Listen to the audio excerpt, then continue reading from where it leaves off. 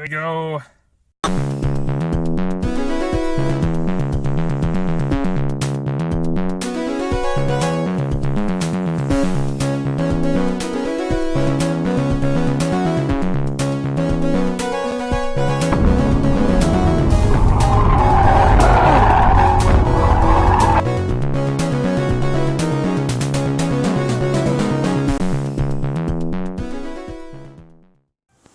Alright, we're going to start with the oil change first because the engine is already hot.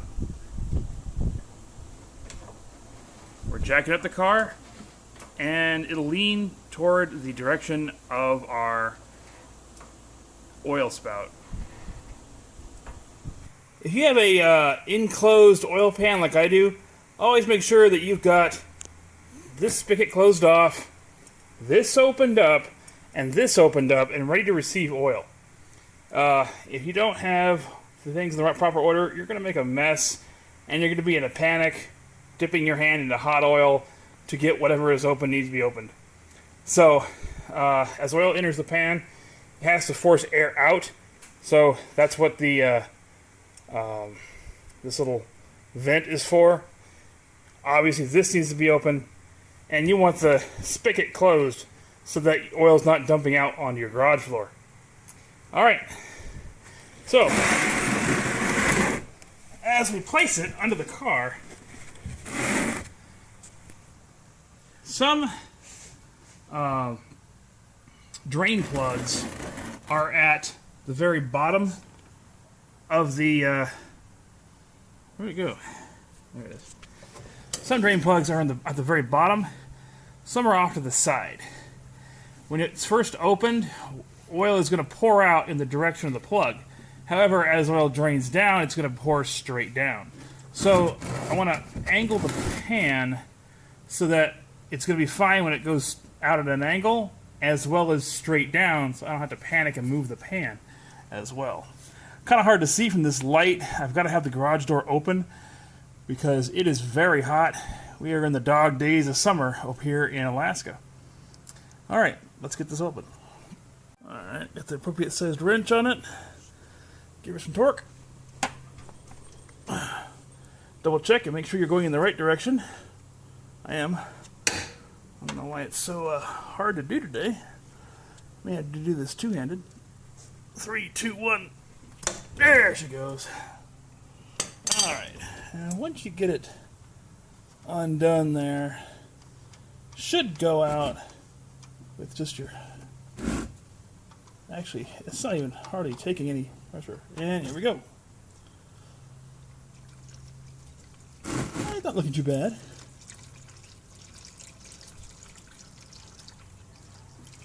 Yeah, I have failed to be able to cleanly do this. Probably should be wearing gloves. Forgot about that. Whoa, yeah. Now that's weird. It dripped backwards. Here's an idea for drain pan manufacturers. Include a place for me to put the drain plug. About 3, 4 more. There we go. Get that off the garage floor. Alright, cleaned off the drain plug with a paper towel. Let's get that put back in there. Yeah. Should, if your car is in good shape, thread on just with your hand. And there's a specific torque setting that you're probably supposed to use. And some people and mechanics think you gotta, thread it on with the force of a neutron star. Otherwise the oil will leak out, your car will be destroyed. But in reality, you don't need to do that. I give it about 1/4 turn, where it's nice and snug, and that thing's not going to go anywhere. Alright, perfect. Alright, let's go get our octopus out. This is my octopus wrench. Just fits here on the end of the socket. This is the greatest thing for taking off oil filters I've ever seen. You need to have two hands to do it, so I probably won't be able to get underneath the car with the camera. You just hold the prongs. It has 3 prongs that fit onto the wrench, and you turn the wrench in the proper direction. And the more your oil filter resists, the stronger that the prongs hold on to the filter. So in some cases, I've actually had this thing partially crush the filter before the filter would come off. But if you do it just hand tight, and then I give it a two-fisted twist, you should be good to go. Alright, let's get it off there. Make sure to move your oil pan in place, because this is going to be messy. Filter wrench in place. Alright, once it starts to move, grab it with one hand. Use the man strength. Okay, now, this next part is next to impossible to do without making a mess on this style of filter. I've seen some of the new ones that are less messy. Here we go. It's flying everywhere. Oh, goosh. And on good oil filter jugs, there's a place to stick your filter so it will continually drain out over time. And just give that about 5 minutes to drain. Go back, wipe her off, and apply your new filter. Alright, it's extremely important to fill the filter before we just stick it on the car, and to lubricate the gasket. Also, always make sure that your old oil filter gasket does not stay on the car. This happened once. It was an epic disaster. I just stick a funnel straight in the top of the filter and just start pouring a little bit of oil in. And then I kind of wait a while, and then look and see how it's going. Even a little filter like this will take a significant amount of oil to fill it. Try not to get it in the little holes up on top. That's not going to help you do anything.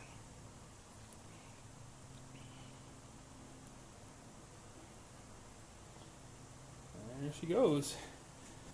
And a little bit more. Until you finally realize that it's actually full, and now you're making a mess. Remember, I am not a professional. I am an amateur. Okay. Got a little bit too much on there? Alright. I think it's going to lubricate the top ring for me. I may have to pour a little bit of that off.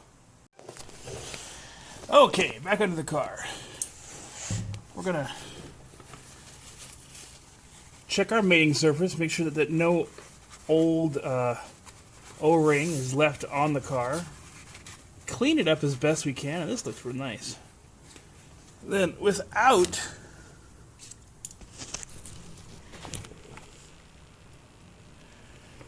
tipping the filter, we're going to hand thread it back into place. There we go.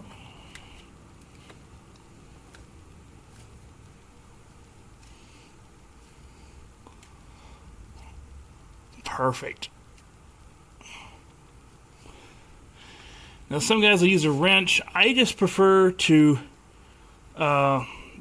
grip it tight and twist until I can't twist it anymore, and that's pretty good. And then I'll do just a short turn with 2 hands, but that's probably unnecessary. Not getting good video here. There we go. All right, that feels pretty good.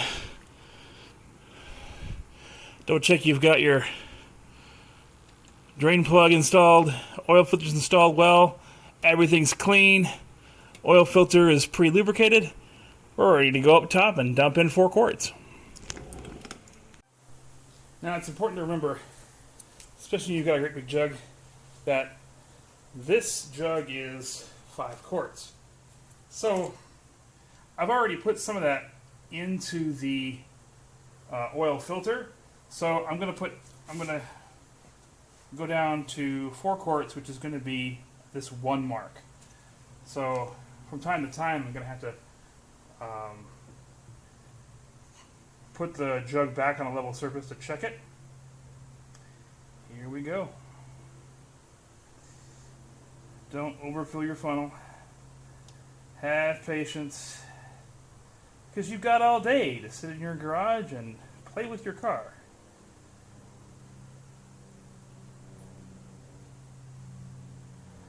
A friend of mine took the entire jug once, poured it in his car. It was a good quart too high. Alright, getting a little low. Let's double check it.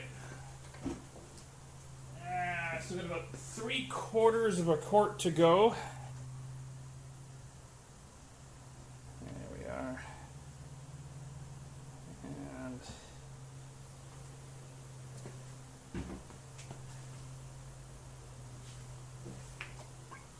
one more quarter. Just a blopple. A blopple is a technical term.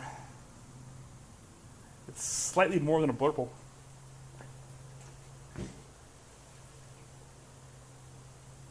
Perfect. Okay, we got our 4 quarts in there. So what I'm going to do now is close her up. I'm going to check the oil level when I put the car back down on level ground, which is going to be a while because we're planning on doing more maintenance today.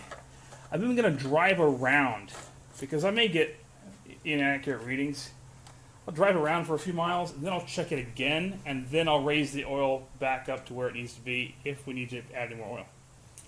All right, that's it for our oil change today.